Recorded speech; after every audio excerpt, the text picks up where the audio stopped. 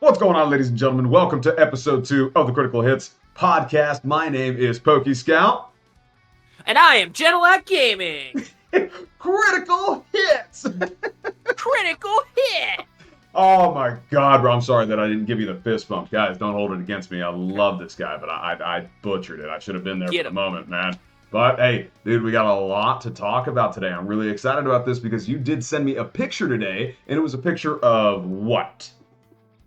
My Nintendo Switch 2, baby. That's what I'm talking about, dude. Okay, so chat. So for those of you that don't know, I didn't buy the Switch 2, and primarily because I can't afford it.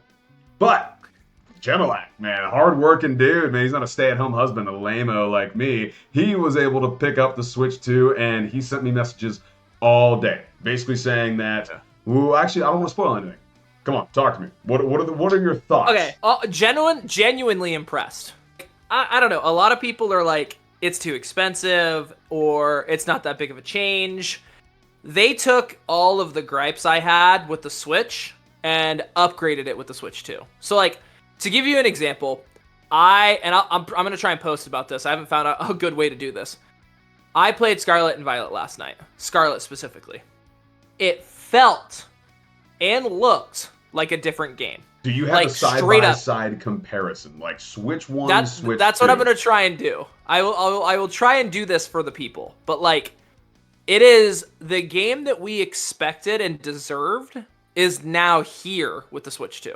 Really? Okay, so are you enjoying Scarlet and Violet? Are you enjoying the playthrough more because of how it looks? Or is the playthrough still the same? Really? Everything about it, from just the general movement and how everything flows, like when you're on your character or when you're riding on like Ride-On. Yeah. The shiny checking is infinitely better because you get double the spawns and the Pokemon move better. Yeah, like you can load more Pokemon. Oh, really? So it's like twice as many Pokemon on screen. What's the distance in like the Pokemon load? You know what I mean? So like when you've already gone through an area, you can see like, I don't know how many megapixels, but you like, if you were to compare it to like in real life, it's like 100 meters deep. Are you like seeing Pokemon farther out, or are you just seeing larger clusters? No, more in clusters. The distance is still the same. It's just way more. The frames are incredible. Like, I love to run around with Goldango and use Make It Rain. And like that move specifically looks so sick. Like you could see all the little individual coins. Really? And they're clear, right? They're not like they're not pixelated as bad.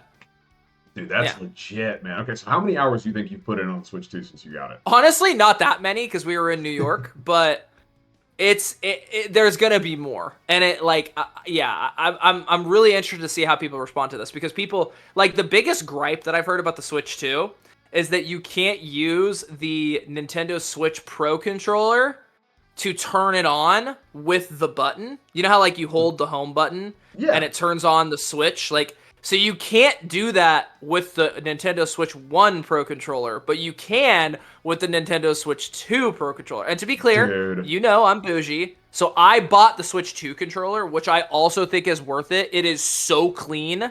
It is so nice. It is so much nicer than the Pro controller, which was already one of the best controllers out there. Yeah. So yeah, I love it. I'm having a blast with it. It is expensive. I think it's worth it, but you know, if you're strapped for cash, I get it. They did not make it super friendly, financially. So, they didn't. Now tell me this, because we did talk about this last podcast, right? As far as affordability, you know, you were talking to me about how much I spend on a night out with the wife, right? If you're okay with this, tell the people how much you spent on this bundle of the Switch 2, the controller, so on and so forth. I think all in, I did the Walmart bundle, so they gave me free Pringles and free Coke, 2 each. So to be clear, we have to take that into account. Okay. But I think all in, I was probably like $650, $700, I want to say, because it was the console. I did the Pro controller. I did the Mario Kart World bundle, which also came with. I did the carrying case, and I did the webcam. Actually, I have the little webcam right here. I haven't opened it yet, but like you could use this to chat with people like on your Switch. So, bro, that's actually. I mean, that's pretty awesome. That's a pretty good bundle. That's a pretty good buy at, $600, man. I can't. I mean, it's everything, right? Like, I literally have everything you could possibly buy for like, $600-700. So. Okay. Now, I mean, that's yes, granted, I try to make the argument, that I would rather use that money to go out with the wife and whatever. But, if you're putting so many hours on it, you're having fun with it. But now what I want to know, right, is Legend ZA comes out fairly soon. Do you think that the Switch 2 is really going to be that much worth it just for the sake of Legend ZA? I do. You do? No! Oh, dude, I think people are going to be pissed when they play ZA on the Switch and they see the frame drops and it's probably going to have issues because the game really wasn't built for the Switch. Like, I know they said they're releasing a Switch version. I genuinely, I'll be honest, I'm surprised they're building it compatible with the Switch. Oh, dude, if they didn't, I promise you, I'd be, this No King's Day Parade. I'd gather every Nintendo fan across the world and we would march on them. Well, that's probably why they did it. But like, genuinely, do I think, knowing what they're trying to do with Legends ZA and like ranged attacks and like the animations of the attacks and Mega Evolution, I just think it's all gonna look so crispy on the Switch 2. Okay. And for anybody who cares about graphics or gameplay ability, it's going like Shroud is one of my favorite streamers. And he plays all of his games on like the lowest settings because he wants performance, right? So he would be fine. But for anybody who cares about what it looks like, yeah, you're gonna care. You're gonna care. I'll say it right now because I felt the difference immediately when I opened Scarlet and Violet, and that wasn't even a different game version. To be clear, that's the same game cartridge, but it just runs that much better that they don't have to ratchet anything down on the Switch 2. Okay, this brings me back to that old iPhone conspiracy that, like, when the new iPhone launches, Apple purposely sabotages the old iPhones for the sake of having everybody buy, the newest. They don't have to sabotage the Switch. It already sucked. Like, people were already pissed. Oh, shit. All right, well, that's fair. Totally fair. You think they did that on purpose, though? That's the real question. No, they did not release Scarlet and Violet 2 years ago with glitches so where you could fly through mountains on purpose for the Switch 2. There's you can never convince me of that. I don't know, man. There's some conspiracy buffs out there. They might with ZA. You could convince me with ZA. Oh, dude, yeah. I won't be the one to convince you. We'll have somebody else, convince you. But somebody in the comments. Yeah, 100%, bro. That's so crazy because now, the one thing, right? Power World, right? You know that I'm a big Power World fan. Oh, yeah. Right? Did you ever play Power World? Yeah. I played a ton of Power World. Who didn't? Okay, good. Because to this day, I still play it. To this day, I'm still trying to beat Fate Break Island. I mean, I've beaten it, but I'm trying to, I want to max everything out, right? And I want to defeat, the raid boss, the attack helicopter. Like, there's so many cool things, right? And I cannot wait for it. Now, when you compare Power World's performance and its graphics, right, to Pokemon, like Scarlet that you just played on Switch 2, is it similar? Which one's better, right? Because I know we were talking about Power World a lot offline. Power World is still probably better, but I think that's an unfair comparison because it's on a game. Like, I play Power World on a gaming PC. That is a fair point. Okay. Yep. No. But I will say I do think that they are comparable now. I don't even think you could compare them previously. I do think that it's comparable. It did. It felt really good. I want to try Legends Arceus because that would be closer with like the rolling and the throwing and stuff. Yeah. That one I have to try and see if that feels better. Oh, dude, I'm so excited.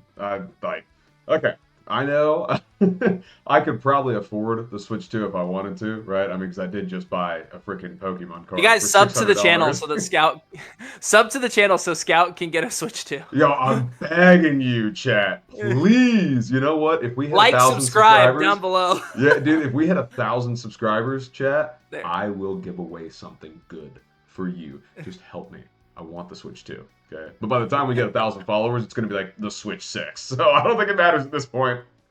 Hey, we'll see. Yeah, it'll still be fun, man. But no, dude, okay, that's super cool. I was so curious to know your thoughts on that because when you were sending it to me, I was getting messages from other people that were like, "Hey, did you, get in on the Switch 2 drop?" And I was like, "Well, they said everything's going to be, compatible with the Switch 1, so I don't see why not. It's not like my Xbox 360 or wow, I said that weird. My Xbox 360 getting the 3 rings of death, or the ring of It's so much better. Oh my god, what did we used to call it? The Ring of Fire or whatever it was? Yeah. The Red Ring. It was a Red Ring of Death. No, you're right. Red Ring of Death. Yeah. Dude, I just, man, I'm so happy to hear that that's what it is. But now you were happy about this, but there's something that you're upset about. You sent me a message, and it was funny. So I want you to tell everybody what you are thoroughly upset about. Well, I quit. What'd you quit? I quit. You quit smoking? I'm done, chat. No. Well, yes, I've never smoked, but I quit Pokemon Pocket. I'm done. I don't play it anymore. I don't even open the app. I don't open packs. I quit Pokemon Pocket. Dude. Okay. So, why? Waste of time. It was a waste of time. Like, okay, so here's what I'll say. Genuinely, I've said this before. I've joked about this. I could not keep up with Pokemon Pocket. And I used to say that because it was a little joking. But, like, I actually can't keep up with any aspect of Pokemon Pocket. I can't keep up with the collecting. I can't keep up with the metagame and how often it changes because they're releasing, and you and I have talked about this, they're releasing one set a month. Oh my It's not like, it's a set a month. It's like, okay, here's some details. There's one set a month. There's 175 cards on average per set, and you can open 2 packs per day for free. So that's and there's only 5 cards per pack. Yeah. So that's 10 cards a day. So over a month, let's say a month on average is 30 days. Yeah. That's 300 cards a month, and there are 175 per set. So, like, and you know how many duplicates you're getting from commons and uncommons and rares. Like, yeah, you're not even gonna get. You'll be lucky to get like duo EXs for a meta deck. So you have to spend money. So get this. I set myself a budget. Oh, I was spending without spending money. That's without spending money. So I set myself a budget. I spent $50 a month. I was still missing like 60% of the cards I would need to build out 2 meta decks. 2 with $50 a month. Are you kidding? 50. Wait a second, bro. $50 a month on Pocket? Yep. Bro, the only app that I think I've ever spent $50 a month on was Clash of Clans. Yeah.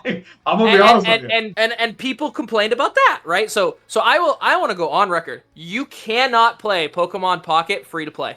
Not if you want to hit Master Ball rank. No shot. Right. Anybody who has, you're a liar. So how much do you think those Master Ball rank guys are spending on Pocket? At least $100 a month. At minimum, $100 a month. I think you will start to see a return if you can get to Master Ball. You get a lot of packs from that, right? Like you get the pack energy. Oh yeah. And if you're playing all of the promo events, but that's the thing too. Like you have to play every promo event, and there's a new one every week, right? To get like the Rayquaza. Like if people didn't get Rayquaza, you're SOL now. There was a 2-week or 3-week period there where they had a Rayquaza that if you won 50 battles, you could get the card. 50 battles, 50 wins to get the card. What? Oh, yep. Dude, no way. Even on like TCG Live, you know me, I played a lot of TCG Live. Bro, 50 battles in a row? Who do I look like? Little Dark Fury? No, it wasn't in a row. To be clear, it was just total. It was just total. Oh, no, 50 in a row would have been impossible. Yeah, I was gonna say nobody's doing that. But still winning 50, dude. I think I play like 250 games just to win 50. That's what I'm saying. Yeah, that's nuts, bro. Okay, so you quit Pocket, dude. I'm gonna tell you right now. I mean, since we recorded the last episode, still haven't opened the app. I mean, I still like. I mean, I know people still collect and people still play, and I'll probably get drugged back in because people are like, "Hey, come play," but it's like. Yeah, can play. I honestly, I would rather play TCG Live. I think I would rather start to invest my time and money in TCG Live over Pokemon Pocket, which sucks because I actually think the gameplay of Pocket is better. I'll say that. No, I 100% agree. I think we talked about that. Yeah, I mean the gameplay in Pocket definitely better than TCG Live, but I think TCG Live has a little bit more appeal. I just feel like Pocket is easy to get hooked on. But then, I mean, it's easy to fall off too, you know, because again, I think Pocket's for the casuals. I'll say it. I think Pocket's for the casuals, and then anybody who starts to take Pocket super seriously, like your time is probably better served at TCG Live, and eventually going to locals and playing like the TCG itself. Yeah. I think that's I think that's where it's at. 100%. That's exactly what I was about to say, man. It's like Pocket, yes, it just seems the gameplay is better. However, it's so niche, it's just restricted to the phone. However, if you learn TCG Live, you really can play locals, right? You can learn how to build decks. You can, and this is what I love about, where that TCG Live train will take you, is it'll take you back to trading. You know what I mean? One of my favorite things to do as a Pokemon collector is trade. Right? And I tell you this all the time when I go to when I'm a vendor and I go to shows and stuff, I trade all the time because it's awesome. I love seeing EXs I don't have because I want them, but it builds that community, right? Community, builds that stock of like your cards, right? In my bulk. Yeah. And I love that. And I love that people want to trade for it. How is the state of TCG Live right now? Like, how does that look? Is it like... So, because we're talking a lot of ish on Pocket. Yeah. I don't know. I mean, you've told me about this, that Live is not, heaven on earth right now. Yeah. And so I don't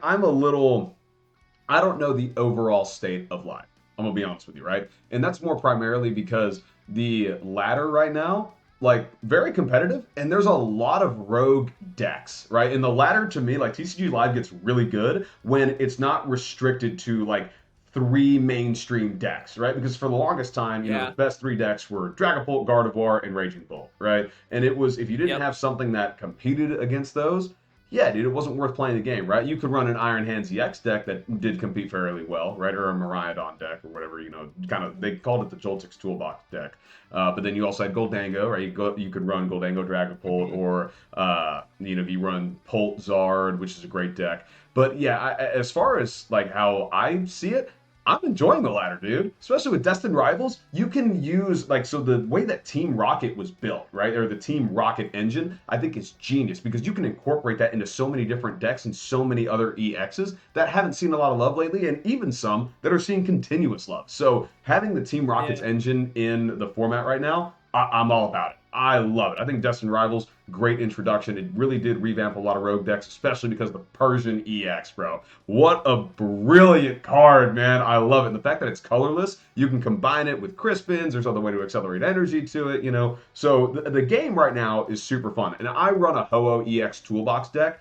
Because it plays some of my favorite Pokemon, right? One which is Armarouge, a little baby Armarouge with the Fire Off ability. I know I'm getting really into the weeds here with TCG Live and the format, but you guys know me, right? I love cards. I love being able to play the TCG. So as far as the current state of TCG Live, again, playability, as far as like how the game runs, there have been some bugs, right? And the bugs do get annoying, but overall, dude, I'm enjoying the hell out of it. And locals, Good. I'm all about the locals. I absolutely good because, again, people aren't running like super standard decks all the time. So it's just really fun to see. And the fact that we did just get Shaman released. Shaman just has an ability that prevents, effects of attacks being placed on your bench Pokemon, right? And if you don't have any bench guards, some decks can just abuse that, bro. Like Enzoroark, it just tears you apart with Darmanitan. But yeah, dude, as far as TCG Live is concerned, I've been enjoying the hell out of it. But that's just me personally. Are they still having the issue of like if people don't hit early, they quit? Kind of, yeah. So, or did Destined Rivals fix that a little bit? Because the last time we talked about this, I don't think Destined Rivals was released yet. No, Destined Rivals was not released yet. So Destined Rivals did kind of fix it, man. As far as everybody that I've talked to that plays TCG Live, like they've been grinding the ladder quite a bit. And it's just because it's fun trying out one soon after releases does really well, right? Because there's so many other EXs. That's fair. Yeah. Everybody's excited. They're figuring out the meta. Like, that's exactly. Fair. So everybody's excited right now, right? But I'm really looking forward to it because the amount of decks that you can build right now is just astronomical, right? And they're not all going to be meta, but they all can have really good matchups, right? So you got the Mabostiff EX. I think I said that right. What's that Pokemon's name? Arvin's Mabostiff? Is that? Yeah, Mabostiff. Mabostiff. Yeah. I've never said it right in my life. Comments can let us know. Yeah, exactly. But no, I mean, it's a Dark-type Pokemon. Gardevoir EX is weak to Dark typing, right? So you can combine it with Monkey Dory. You can, use some A specs that you would otherwise never use in any other decks, right? And you can just make yourself a fairly competitive deck, but it's not all that good, right? Gardevoir is its best matchup, but it's just nice to see Gardevoir's Reign of Terror just crumble, dude. I hate Gardevoir. Bro, like as a Pokemon, Gardevoir is great, but as a deck, bro, I hate it. That Scream Tail, dude. Gardevoir lovers, don't be too mean to him. Don't be. I know that's a polarizing Pokemon. No, don't fight me in the comments. You run a Gardevoir EX deck? Come talk to me. All right, I'm so serious. No, bro. Anyway, so I'm enjoying TCG Live right now. I'm enjoying the state of the TCG as far as how cards themselves are doing. I'm really liking the singles market right now because the singles market is crashing, and you know me, man. I'm all about my singles, baby. Check it out. I'm all about my singles. I'm all about the love. Yeah. You're the smart investor. You're the smart buyer. I'm over here with my sealed products. It's okay. Actually, this is a good segue. State of the Pokemon TCG market in general, right? Scalpers, long-term scalpers, reprints, long-term holds, extended sellers markets. I mean, it's been chaos the first 6 months of the year. Like, this has been chaos. It's really been chaos since Surging Sparks, which was like November of last year. Yes. So we've seen a very hot market and I mean, you and I have both been in the hobby for a long time. Yeah. I think this is the longest sellers market I've ever seen, personally. Dude, and I would 100% agree. And I blame Pikachu and Charizard entirely. And I'm so serious, bro. Surging Sparks, it crashed the entire market because that one freaking Pikachu. It's not even a good artwork. All right, I'm gonna be honest with you. Wow. It's not. I don't enjoy the artwork. I don't. Okay. Yes, it's a good artwork, right? Okay. I'm gonna take a step back. It is a good artwork, but it's not my favorite, and it's not the greatest artwork, okay? But the artwork I hate more is that Charizard from 151. I stand by it. I hate it.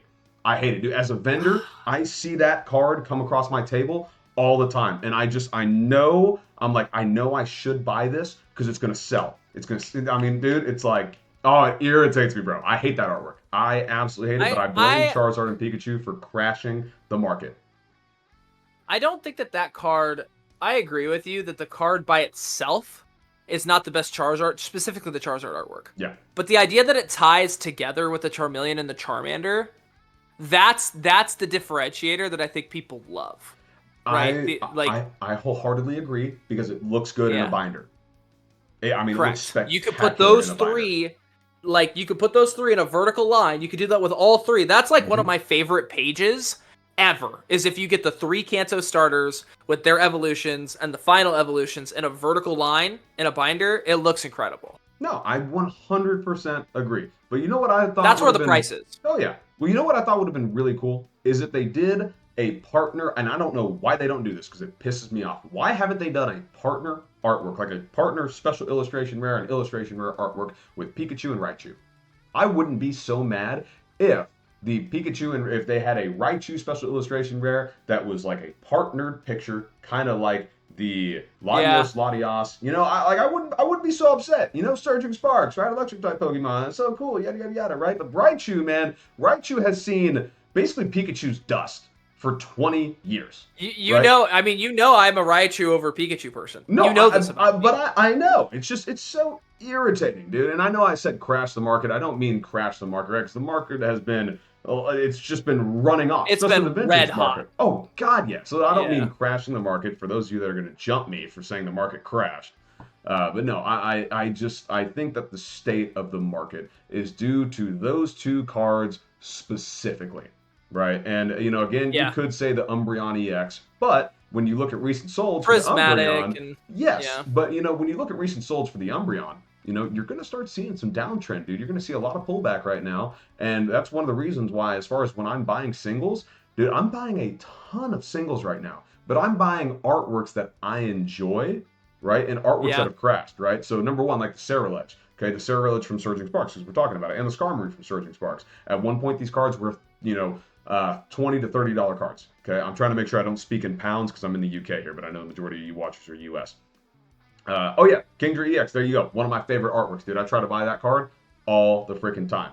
Got this for $7 last October, and it's like quadruple that now. Yeah, it's ridiculous. But like the Skarmory and the Sarah Ledge, at one point they were $20 and $30 cards, right? Now, I mean, I buy them over here. Over here, I buy the Skarmory for like £4 or £5. You know, I buy the Sarah Ledge for I think like 8, maybe 7 or 8. Yeah. You know, but they're gonna do well because they're popular Pokemon and they're great artworks. 100%. So I'm buying a lot of those right now. As far as like when it comes to, you know, do I have an extra tenner in my pocket? I know I just said tenner. Don't jump me.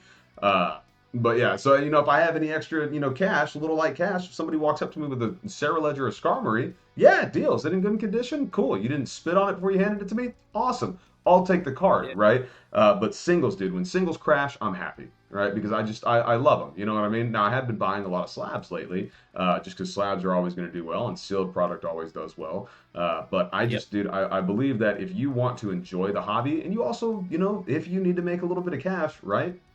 Go for the singles. You know what I mean? Yeah. Yeah, I mean, that's my personal thought. I mean, generally speaking, like, I think it's conventional, and this is for our newer listeners. It's conventional wisdom that if you want the card, go buy the card, right? Like, I think everybody would agree with that. Now, is it more fun to rip it and pull it yourself? Yes, absolutely. And is that the essence of Pokemon card collecting? Yes. That is the essence of it, right? Like, opening packs is the essence of it. I will say, and this might be a hot take, the essence of Pokemon is trading. I think that the essence of Pokemon... but you have to open stuff to trade. You're totally right? I knew you were going to come back with that. But I will say that the pure essence of a trading card game it's the community is to trade. Yeah. You know, and I know I'm saying that. I know I'm being semantic. I'm being that semantic asshole right now. No, you're good. There's this guy on TikTok. His name's Gradion, and he brought up a really good point of it used to be super cool when you could just trade a card to trade a card, and value wasn't a part of it, right? So like, let's do an example. Like, you like Sarah Ledge way more than I do. Yeah. And I like Raichu way more than you do, right? Yeah. Let's use this as an example. I want to trade you my Sarah Ledge for your Raichu. Yeah. It makes sense. Oh, God, But now, in today's day and age, your Sarah Ledge is worth $7. My Raichu is worth $2. It doesn't make sense. It's like, okay, well, what else are you going to throw in there? Yep. Right? Like, it's become a form of currency more than a collector's, like, card thing. Yeah. And, dude, so I love that you brought that up, because I had a bunch of kids come up to my booth this weekend, right, asking to trade cards. And I told everybody, I was like, I love to trade cards. Let's trade. Now, again, I am running a booth at a show, right? I had to pay to drive to the show. I had to pay to have the table set up, right? I've also got to pay my wife because she's not sitting there for free. You know what I mean? But, you know, they were like, yeah, can we trade? And I said, absolutely, guys. I would love to trade. Now, here's the deal. I trade at 80%, right? Or, depending on what you have, I might trade for more. It just depends, right? Or I might trade for less, you know? But one of the kids was trying to master set 151. You know what I mean? And he was looking at the Golem EX, the Jinx EX, Ninetales EX, and something else. I had like a couple more, right? So in total, it was like, I'll say 45 pounds worth of full arts. Okay. Yeah. And, you know, the kid didn't have a whole heck of a lot, right? He had 2 cards that at 100% value were valued at 55 pounds, right? Like I said, I traded 80%, so it was closer to like 34 pounds or whatever. And dude, this kid was just so excited to finish his 151 master set. There were other vendors that had, you know, 151. I don't know if they would have responded like I did. And this is not me tooting my own horn. This is just me saying, I was just like, you know what? Like, I know that this is not 80%, and I know I'm also still getting a 10-pound profit. But I just want to see this kid finish his master set. So I was like, dude, here's the deal. Yeah, I'll trade for these 2 cards. I can't remember what both of them were. Actually, no, one of them was the Volcanion EX. I actually just picked that up, dude. I think it's, right here. So it's a Volcanion EX, and I was super happy with it. It's not, like, in perfect condition. You know what I mean? It's got a little whitening on it. It's still Volcanion.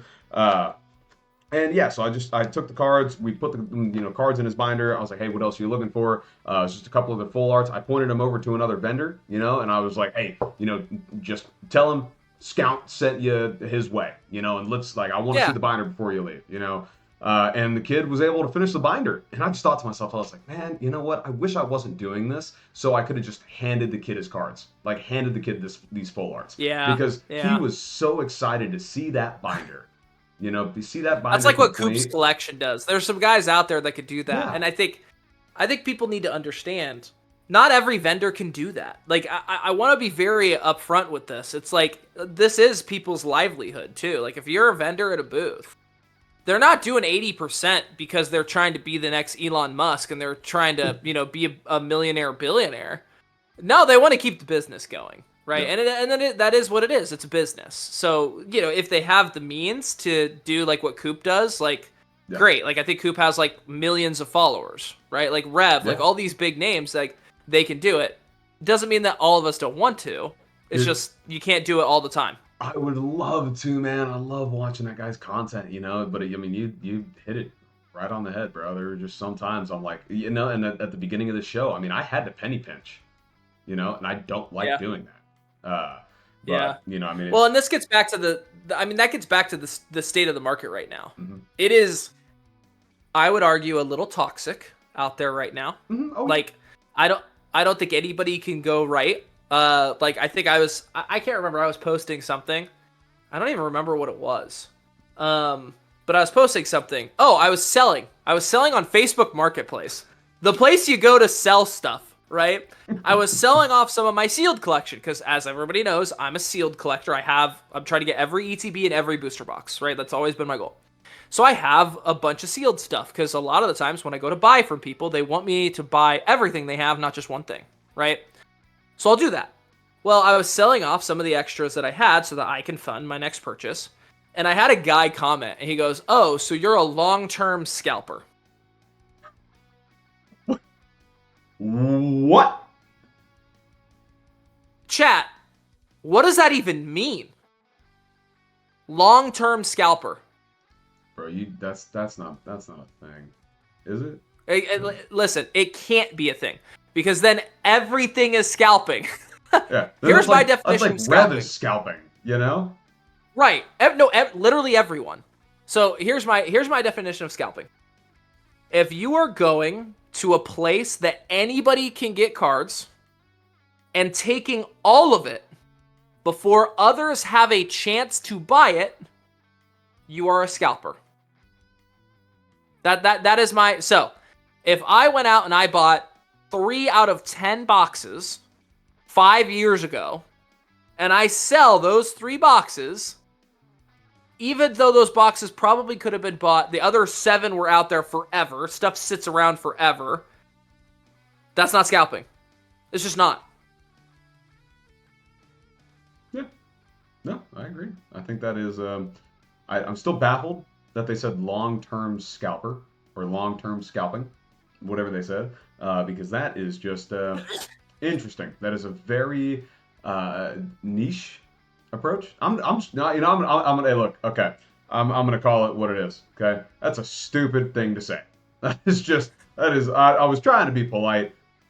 Fuck it. No way, dog. That's crazy. Yeah. So, but I think that's a really good example of like where people's heads are at. Is like, you know, this guy is selling some cards. And I was literally asking, like, hey guys, I sold my first bundle in 32 minutes. The second bundle, I listed a little bit higher and it hasn't sold at all. Can I get a little advice? That's all I was posting about, right? Just to generate some conversation with people on TikTok and on Instagram. Totally fair. And I was getting a lot of, you know, people are talking about like, hey, people don't want Pokemon Go, or it's like because the first one had Evolving Skies in it, yada, yada, yada. So I got a lot of that. But when that comment came across, I was like, boy, there is a good amount of people in this community right now that probably are here for the wrong reasons. Yeah. Like, just plain and simple. Yeah. I 100% agree, bro. But let's do this. I want to be able to do this for our viewers, because you and I have talked about this a lot. Yeah. We both have said we think that the market will probably start to cool off after Black Bolt and White Flare. Yep. To be clear, I think that it will be the worst it's ever been during White Flare and Black Bolt. Because that has an all-black card that has a Zekrom on it and an all-white card has a restaurant on it. They're going to be rare. They're going to be alternative arts. They're not going to be a box promo like they did with the Enge restaurant. And they are coming out at like a month before Legends ZA. And Legends ZA, Oh yeah. that's the legendaries of Legends ZA. Like, obviously Zygarde is going to be involved, but like those dragons are going to be a part of that. Oh yeah. So I'm assuming so in some way or form.